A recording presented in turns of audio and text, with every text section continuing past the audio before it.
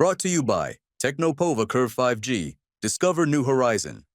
अरविंद जी को लाई। अरविंद जी, क्योंकि बहुत पुलिस की भूमिका के बारे में यहाँ सवाल उठाए जा रहे हैं, क्या ऐसा मुमकिन है कि राज्य सरकार की जानकारी के बिना इतना बड़ा एक आयोजन हो जाए? ये ऐसा नहीं है कि कोई एक दो लोग हैं, कि हमारे जैसे लोग हैं, कि कोई हमें जानता नहीं है। पूरी आईपीएल की टीम वहां मौजूद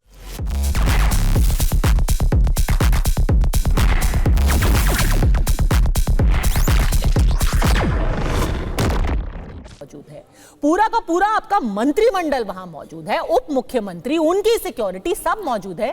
क्या सरकार को पता नहीं था कि स्टेडियम के बाहर क्या हो रहा है, कि हालात कितने खराब हो रहे हैं, कि यहां पर भगदड़ मच सकती है? अरविंद जी, क्या इमीडिएटली हॉटलाइन पर डीके शिव कुमार को बताया नहीं होगा किसी पुलिस अधिकारी ने कि सर यहां हालात बिगड़ रहे हैं? देखिए, सबसे पहले तो मैं इस घटनाक्रम के लिए रॉयल चैलेंजर्स बेंगलुरु को जिम्मेदार मानता हूं, जिन्होंने सोशल मीडिया पे डाल दिया बिना पुलिस क्लियरेंस के कि कल टीम यहां पर आएगी, फेलिसिटेशन सेरेमनी होगी, उनको ओपन बस पे ले जाया जाएगा, चिन्ना स्वामी स्टेडियम पे कार्यक्रम होगा। ये उनको कोई अधिकार नहीं था कि वो पुलिस की इजाजत के बगैर, जब तक कि उनको ड्यू परमिशन ना मिल जाए, कि वो इस प्रकार की विज्ञप्ति जारी कर दें। उनके विज्ञप्ति देखिए, जिस तरीके से सेलिब्रेशंस हुए बेंगलुरु में और कर्नाटका में, रात को जब टीम जीती है, पूरी रात वहां पर दिवाली मनी है और 4 बजे तक वहां पर जो पुलिस फोर्स था वो पब्लिक को कंट्रोल कर रहा था। और पब्लिक को कंट्रोल करने में एमजी रोड पर अन्य स्थानों पर लगा हुआ था, और वही थका हुआ पुलिस फोर्स जो रात को 4 बजे तक वहां पे ड्यूटी कर रहा था सुबह तक, उसी को आपने ये कह दिया कि आप जो हैं अब ये कमान संभालिए। देखिए, इतने बड़े फंक्शंस जिसमें लाखों लोगों की उपस्थिति हो, जब तक कि इसमें प्रॉपर फोर्स की व्यवस्था ना हो जाए, हमारे यहाँ जब लखनऊ कानपुर वगैरह में होता है तो अन्य जनपदों से भी फोर्स बुलाया जाता है, आरएएफ की कंपनी आती है, जो पीएसी की कंपनी है वो लगती है, तब जाके इस तरह का क्राउड जो है वो मैनेज हो पाता है। देखिए, फैन फ्रेंजी थी, इसको कोई डिनाई नहीं कर सकता। अरविंद जी, आपको 3 सेकंड के लिए रोकूंगी। ऐसा कैसे मुमकिन है कि पुलिस की इजाजत के बिना आरसीबी खुद से ये पूरा फंक्शन कर ले? ऐसा तो हो ही नहीं सकता। और ये ट्विटर पे अगर डाला था आरसीबी ने, तो पुलिस को, सरकार को उन्हें फौरन रोकना चाहिए था।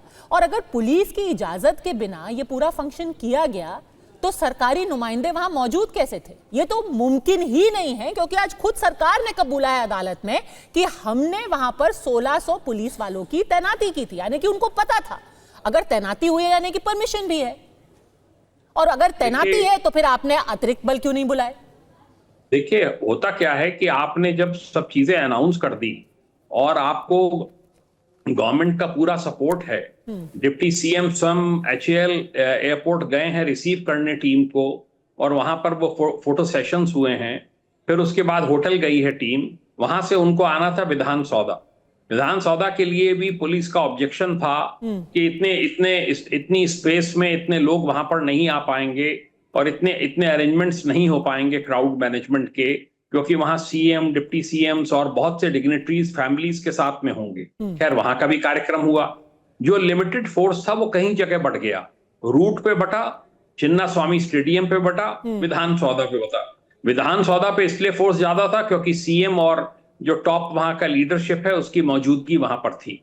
फोर्स थिन आउट होता चला गया। जो मैंने पढ़ा है गेट नंबर 7 पर 3 पुलिस वाले और कुछ सिक्योरिटी गार्ड गेट से एंट्री अलाउ कर रहे थे, उसमें धक्का दे दिया लोगों ने। 3 पुलिस वाले कहां से कंट्रोल कर सकते हैं हजारों की भीड़ को? और यही तो सबसे बड़ा सवाल है। यह भी बताया जा रहा है सैयद जवाद की पुलिस ने पहले ही बता दिया था कि आप चाहें तो संडे को यह पूरा कार्यक्रम कर लें, तब हम अतिरिक्त फोर्स भी बाकी के जिलों से बुला लेंगे।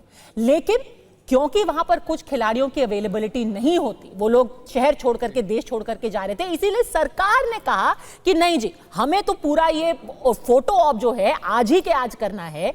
जो पुलिस वाले सुबह 5 बजे तक ड्यूटी पे थे, उनको फिर से 8 बजे ड्यूटी पे लगा दिया गया। तभी तो कहा जा रहा है कि ये घटना को एक तरीके से प्रायोजित किया गया लापरवाही से। सैयद जवाद।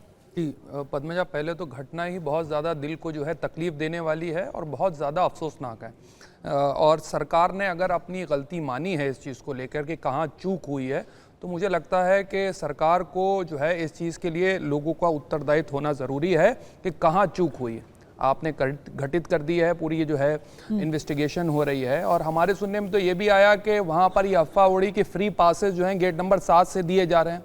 ये अफवाह किसने उड़ाई वहाँ से कि वहाँ पर लोगों को स्टेडियम में एंट्री मिल रही है? ये भी हमारे सुनने में आया। मैंने अपने कई लोगों से पता चला, तो बेंगलोर के जो मेरे अपने लोकल नेटवर्क है वहाँ पता चला कि वहाँ पे अफवाह इस तरीके की फैलाई भी गई या उड़ी कि जो है यहाँ पर पासेस मिल रहे हैं, तो लोग उधर बढ़ गए और ये घटना हुई। लेकिन सरकार का मैं दो तरीके, जहां सियासत की बात आ रही है, आज मैंने देखा भारतीय जनता पार्टी के संबित पात्रा साहब ने प्रेस कॉन्फ्रेंस कर रही थी और भी लोग बोल रहे हैं, और इसको कुंभ से जो तुलना करी जा रही है, दोनों में दो फर्क है पद्मजा। देखिएगा, मैंने अभी तक देखा जिस तरीके से कुंभ के अंदर मिसमैनेजमेंट था और फिर उसके बाद मौत के आंकड़े छुपाए गए।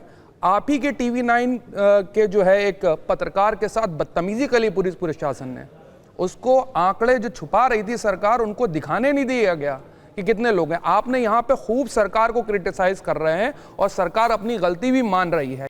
Brought to you by Technopova Curve 5G. Discover new horizon.